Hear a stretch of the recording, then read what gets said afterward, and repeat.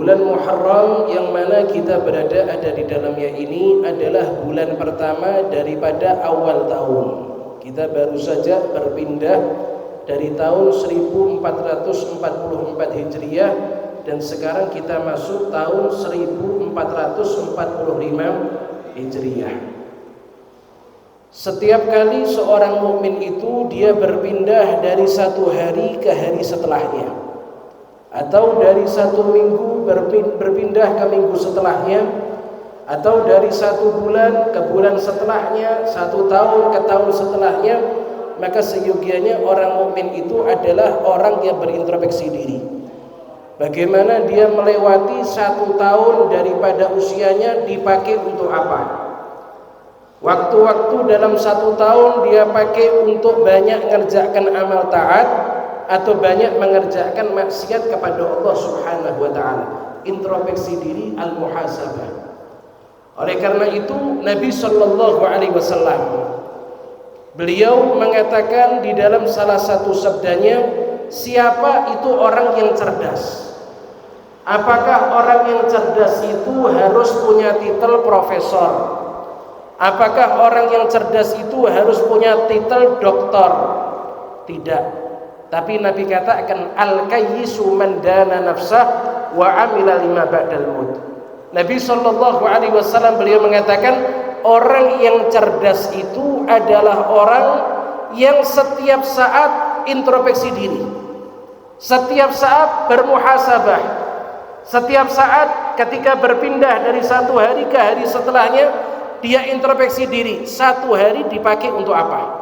Ini adalah orang yang cerdas menurut Rasulullah sallallahu alaihi wasallam. Wa amila lima ba'dal maut. Kemudian setelah introspeksi diri, maka dia lekas bergegas mengerjakan ibadah untuk mempersiapkan bekal datangnya kematian.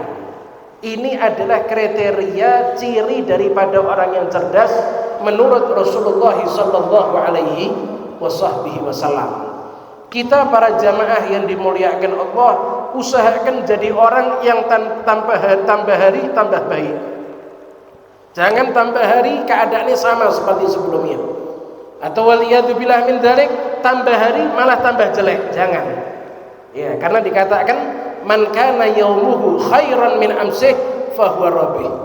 Wa man kana yaumuhu mithla amsih fa huwa maghbun. Wa man kana yaumuhu syarran min amsih fahuwa mal'un waliyadzubillah. Dikatakan orang niku pak, orang niku bu, kalau harinya itu lebih baik daripada hari kemarin, harinya itu lebih baik dari hari kemarin, maksudnya hari ini ibadahnya lebih meningkat dari hari kemarin, maka dikatakan ini adalah orang yang beruntung. Ini adalah orang yang beruntung, harinya lebih baik dari hari kemarin. Tapi kalau misalnya harinya sama keadaan dengan hari kemarin, maka itu dikatakan orang yang tertipu. Harinya sama seperti hari kemarin, tidak ada peningkatan, tidak ada penurunan, itu orang tertipu itu. Tapi waliyadzubillah min dzalik, orang yang kalau harinya lebih jelek dari hari kemarin, harinya sekarang lebih buruk daripada kemarin, ibadahnya jauh lebih merosot dari hari kemarin, maka dikatakan ini orang yang dilaknat oleh Allah Ta'ala, orang yang dijauhkan daripada rahmatnya Allah Subhanahu wa Ta'ala. Oleh karena itu mari para jamaah yang dimuliakan Allah, dengan berpindahnya kita ke tahun yang baru ini, kita introspeksi diri. Kalau di tahun kemarin kita masih jauh dari Allah Ta'ala, maka di tahun ini ayo berusaha menjadi orang-orang yang dekat kepada Allah Subhanahu wa Ta'ala, dan kita harap insya Allah tahun ini lebih baik daripada tahun kemarin. Tahun ini lebih berkah untuk kita daripada tahun yang kemarin. Allahumma ya muhawwilal ahwal, hawwil ahwalana ila ahsanil hal. Ya Allah, wahai Zat yang maha membolak-balikkan keadaan hambanya, rubah keadaan kami ya Allah menuju menjadi keadaan yang jauh lebih baik. Amin Allahumma amin Allahumma amin ya rabbal alamin. Para jamaah yang dimuliakan Allah Subhanahu wa Ta'ala, di awal tahun pembukaan bulan adalah bulan Muharram yang kita sekarang berada ada di dalamnya. Bulan Muharram niki para jamaah yang dimuliakan Allah termasuk satu di antara 4 bulan Asyhuril Hurum, yang mana Allah Ta'ala katakan minha arba'atul hurum, dari 12 bulan yang Allah Ta'ala ciptakan semenjak ada dunia dan alam semesta. Allah tentukan bulan itu jumlahnya 12. Dari 12 bulan ada 4 bulan yang mulia. Yang pertama bulan Dzulqa'dah, yang kedua bulan Dzulhijjah, yang ketiga bulan Muharram, yang keempat bulan Rajab. Niki bulan Muharram termasuk satu di antara 4 bulan yang dimuliakan Allah Subhanahu wa taala.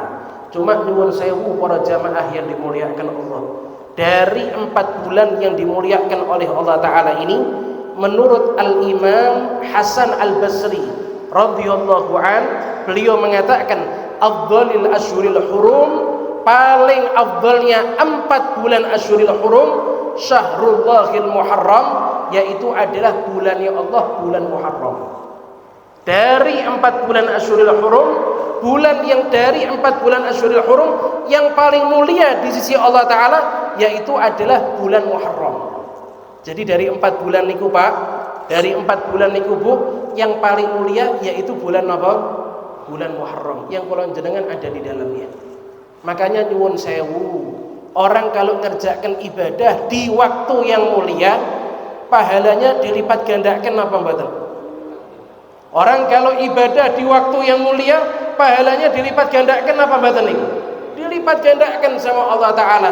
Sebaliknya, waliyadzubillah min dzalik, orang yang maksiat di waktu yang mulia, maka dosanya juga dilipat gandakan sama Allah Ta'ala. Makanya bulan Muharram jangan dipakai banyak maksiat kepada Allah. Mari kita gunakan banyak ngerjakan amal ketaatan kepada Allah Subhanahu wa Ta'ala. Jamaah yang dimuliakan Allah Subhanahu wa Ta'ala, beberapa amalan yang sangat dianjurkan ada di bulan Muharram. Ya, beberapa amalan yang sangat dianjurkan ada di bulan Muharram, yaitu di antara lain bulan Muharram ini menjadi mulia. Di antaranya penyebabnya karena ada satu hari yang sangat mulia. Satu hari yang sangat mulia yang menjadikan satu bulan menjadi mulia. Bulan Ramadan niku adalah bulan yang mulia. Nggih napa mboten? Karena di bulan Ramadan terdapat malam Lailatul Qadar. Maka satu bulan menjadi mulia. Begitu juga bulan Muharram menjadi mulia. Kenapa kok bulan Muharram menjadi mulia? Di antara sebabnya ada satu hari yang dimuliakan oleh Allah sehingga satu bulan Muharram menjadi mulia, yaitu adalah hari Asyura, yang insya Allah jatuh hari Jum'ah. Besok hari Kamis, hari Tasu'a, hari Jum'ah yaitu hari apa? Hari Asyura. Nah, di antara amalan yang diperintahkan seseorang untuk mengerjakan ada di hari Asyura yaitu adalah berpuasa. Ya, yaitu adalah apa? Berpuasa. Puasa niki para jamaah yang dimuliakan Allah, itu pahalanya dilipat gandakan sama Allah ada di bulan Asyhuril Hurum, terutama di bulan Muharram. Sampai-sampai dikatakan di dalam suatu riwayat Nabi sallallahu alaihi wasallam beliau bersabda, "Man shoma yauman minal Muharram falahu bikulli yaumin 30 hasanah." Nabi sallallahu alaihi wasallam beliau mengatakan, barang siapa yang berpuasa satu hari ada di bulan Muharram, maka di setiap hari yang dia kerjakan puasa itu bernilai 30 kebaikan. Jadi satu hari di bulan Muharram kita berpuasa niku bernilai 30 napa? 30 kebaikan. Niku bukan cuma Asyura saja. Jadi dari tanggal 1 Muharram sampai akhir Muharram niku kalau kalian jenengan ngerjakan puasa satu hari 30 kebaikan daripada Allah Subhanahu wa taala. Di dalam riwayat yang lain dikatakan man shoma thalathata ayyam min syahri haram al-khamisa wal jum'ah was sabta kutibat lahu ibadatu sab'i mi'ati sana. Riwayat yang lain mengatakan barang siapa yang ketika di Asyhuril Hurum dia mengerjakan puasa 3 hari. 3 hari niku hari Kamis, Jumat, Sabtu. Nah niki kebetulan besok puasa Tasu'a sih. Hari Kamis. Jumat puasa apa niki? Asyura. Lanjut sekalian hari Sabtu itu dikatakan barang siapa yang puasa ada di bulan Asyuril Hurum 3 hari berturut-turut, Kamis, Jumat, Sabtu, maka ditulis ibadah selama 700 tahun. Niku pahalanya ditulis sama Allah Ta'ala ibadah selama berapa? 700 tahun. Lah kula jenengan niku usianya sampai pinten kira-kira ini? Ya Allah, 700 tahun ibadah niku kira-kira pahalanya sak berapa itu? Itu pahala Allah berikan kepada orang yang berpuasa ada di Asyurul Hurum 3 hari berturut-turut, hari Kamis, Jumat dan Sabtu. Niki mumpung besok puasa Tasyrik bertepatan hari Kamis, puasa Asyura bertepatan hari Jumat, sekalian tambahi 1 hari di hari Sabtu setelahnya, maka insya Allah pahalanya 700 tahun ibadah kepada Gusti Allah Ta'ala. Alhamdulillahirabbil alamin. Saya mau tanya, 700 tahun ibadah niki pahalanya kathah sangat napa mboten niki? Kathah sangat napa mboten niki?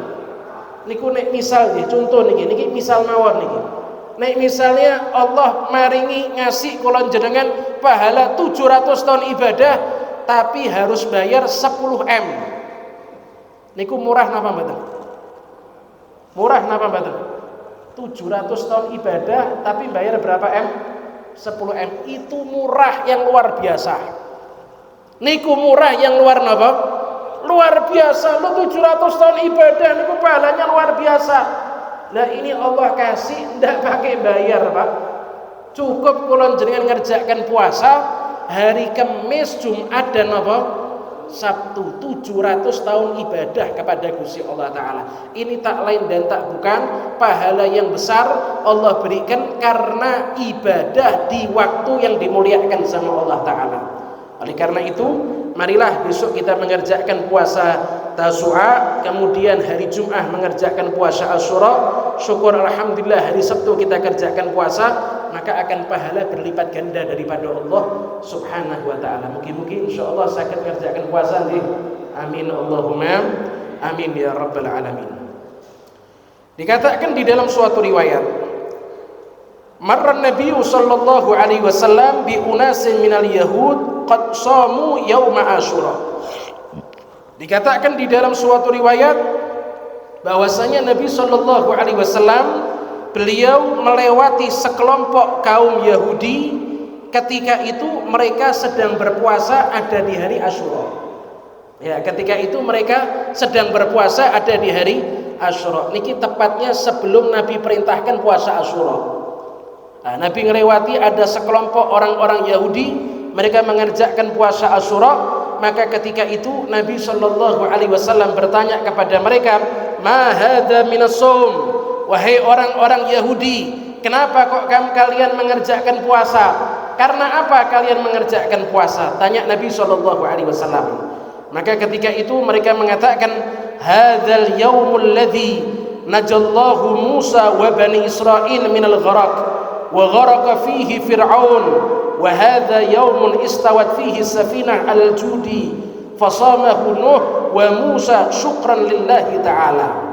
Maka ketika itu orang-orang Yahudi mereka berkata, wahai Muhammad, hari ini adalah hari di mana Allah memberikan keselamatan kepada Nabi kami, Nabi Musa, dan Allah memberikan keselamatan kepada pengikutnya Nabi Musa daripada kejaran Fir'aun, diselamatkan daripada tenggelam. Karena di hari Asyura itu adalah kejadian tatkala Nabi Allah Musa alaihissalam apa ini? Memukulkan tongkatnya ada di laut, kemudian laut itu membelah. Nabi Musa bersama dengan Bani Israel pengikutnya ketika itu mereka menyeberangi lautan sampai ada di dataran. Setelahnya Fir'aun dan bala tentaranya mengejar ada di belakang. Setelah Nabi Musa dan pengikutnya sampai ada di daratan, Allah apa ini? Tutup itu laut, Allah tenggelamkan itu Fir'aun dan juga bala tentaranya. Hari ini adalah hari di mana Nabi kami, Nabi Musa diselamatkan daripada kejaran Fir'aun dan Allah tenggelamkan Fir'aun dan juga pengikutnya. Kata orang-orang Yahudi, wahai Muhammad, hari ini juga adalah hari di mana Allah Ta'ala itu istawat fihi safinah alal judi. Allah Ta'ala sampaikan itu kapalnya Nabi Allah Nuh alaihissalam, bahteranya Nabi Allah Nuh alaihissalam, Allah sampaikan ada di Bukit Judi. Judi ini bukan judi duit buatan nih. Niki nama bukit, ini nama gunung. Ya, namanya Bukit Judi namanya. Ya, bukan judi uang itu bukan, ini cuma namanya saja judi. Allah sampaikan itu kapalnya Nabi Nuh ada di Bukit Judi. Kita tahu bagaimana kisahnya Nabi Allah Nuh alaihissalam ketika umatnya Nabi Nuh membangkang kepada Allah Ta'ala. Maka ketika itu Allah perintahkan Nabi Nuh alaihissalam untuk membuat kapal yang besar, bahtera yang besar. Maka setelah kapal itu dibuat sama Nabi Musa dan umatnya, Nabi Musa dan umatnya masuk ke dalam kapal. Kemudian Allah perintahkan juga untuk membawa yang namanya hewan-hewan. Setiap hewan berpasangan, dibawa, dimasukkan ke atas kapal. Maka ketika itu Allah turunkan banjir bandang. Niku nyuwun sewu, sak dunia banjir. Sak dunia apa? Banjir. Tidak ada orang yang selamat kecuali yang ada di atas kapal. Tidak ada yang selamat kecuali orang yang ada di atas kapal. Itu Nabi Musa dan juga kaumnya terombang-ambing ada di dalam kapal itu sampai dengan waktu yang sangat lama, sampai akhirnya Allah selamatkan mereka semua ada di satu bukit namanya Bukit Judi. Lah ketika diselamatkan itu bertepatan dengan hari Asyura. Maka kata orang-orang Yahudi, Musa Nabi kami berpuasa karena bersyukur kepada Allah Ta'ala. Nabi Nuh juga bersyukur kepada Allah Subhanahu wa Ta'ala dengan berpuasa. Maka kami sekarang juga berpuasa wahai Muhammad, kata orang-orang Yahudi. Maka ketika itu Nabi SAW beliau bersabda, ana ahaqqu bi Musa wa ahaqqu bi shaumi hadzal yaum. Nabi berkata kepada orang-orang Yahudi, wahai orang-orang Yahudi, saya Muhammad, Nabi Muhammad SAW lebih berhak untuk Musa. Kami lebih berhak untuk berbahagia dengan kemenangannya Nabi Musa daripada kalian. Dan kami juga lebih berhak mengerjakan puasa di hari ini daripada kalian. Maka semenjak itu Nabi perintahkan para sahabat kalau di hari Asyura mengerjakan apa? Puasa. Ya, mengerjakan puasa, karena tak lain dan tak bukan di hari Asyura itu banyak sekali Allah menyelamatkan para nabinya daripada kejaran musuh-musuhnya.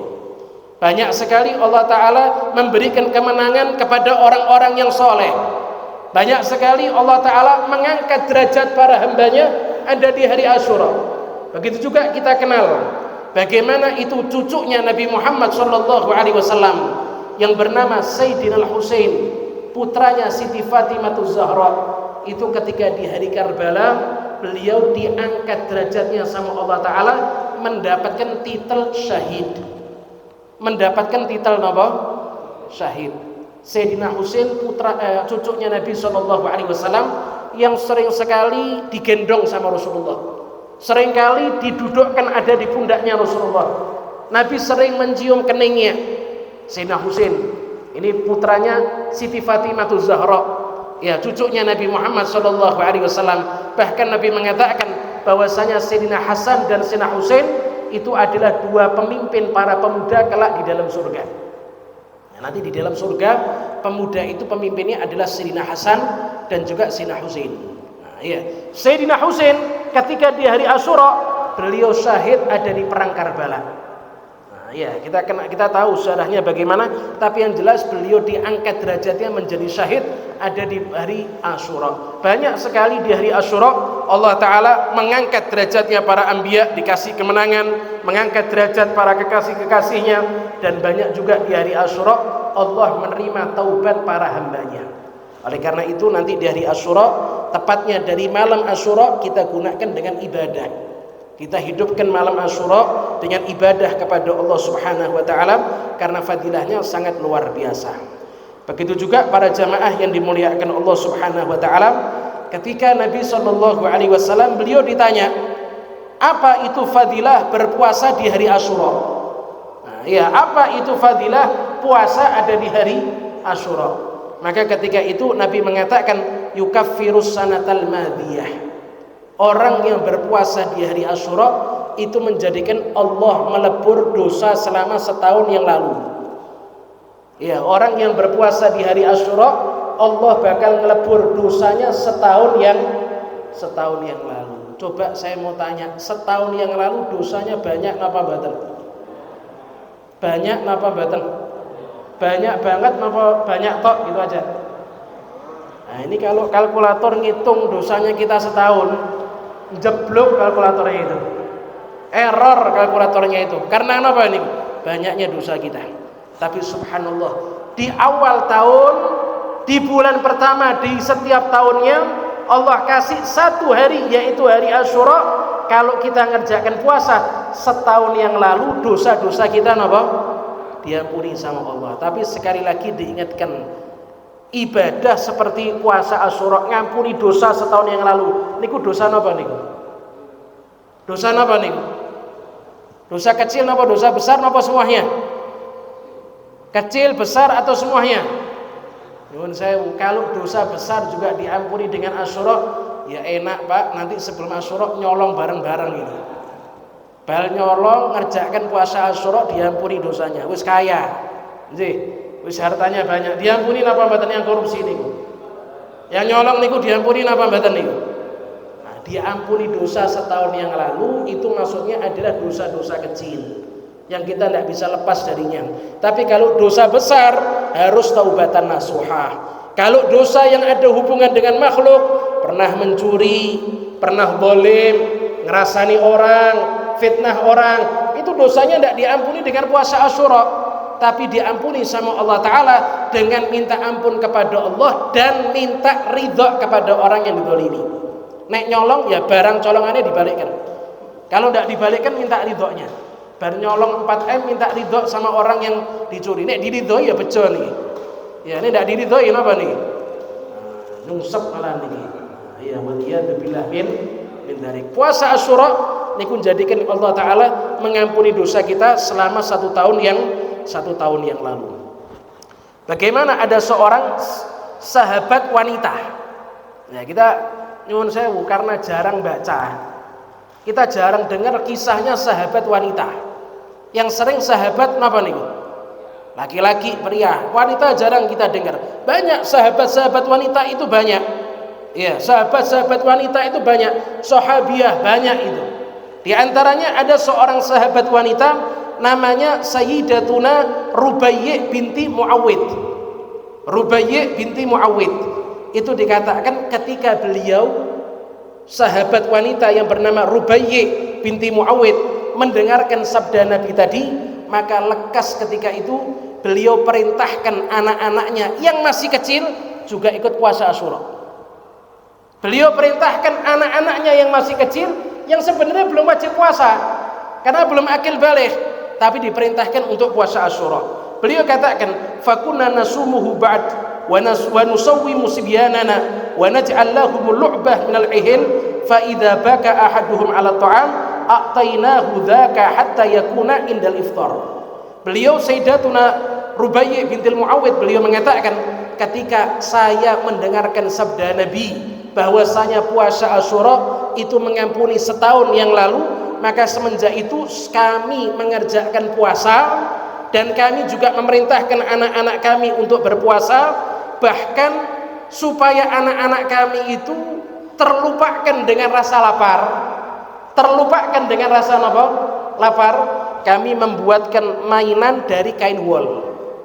Ini zaman dulu, tidak ada HP, tidak ada TV nih. Sekarang lapar setelkan TV, insyaallah lupa nih kinje.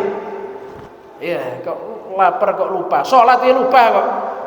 Iya, sholat wae napa niku? Delok TV lupa nih. Iya. Kami buatkan mainan terbuat dari kain wol, kami buat untuk anak-anak kami, kalau mereka menangis karena kelaparan, maka kami lupakan rasa lapar mereka dengan mainan tersebut sampai masuknya waktu berbuka. Tak lain dan tak bukan beliau kerjakan karena sebagai wujud syukur kepada Allah, hari Asyura hari yang mulia. Sa-anak-anaknya diperintahkan. Ya, sa-anak-anaknya apa? Diperintahkan. Ini anaknya sahabat itu diperintahkan, dan yang anaknya kalau jenengan pun gerang diperintahkan apa mboten niki? Anaknya kalau jenengan pun songoten niku diperintahkan apa mboten niku? Oh, ndak puasa lempar beling niku. Nggih. Sunnah hukumnya puasa Asyura, tapi fadilahnya luar biasa. Para sahabat ketika dengar fadilah yang luar biasa, mereka tidak ingin luput itu fadilah, bahkan anak-anak mereka juga diperintahkan untuk mengerjakan puasa. Ya subhanallah. Nah, kemudian para jamaah yang dimuliakan Allah, karena puasa Asyura ini adalah puasa sunnah. Ya, karena puasa Asyura ini adalah puasa sunnah, saya mau tanya, puasa sunnah itu niatnya dari kapan sampai kapan? Dari maghrib sampai kapan?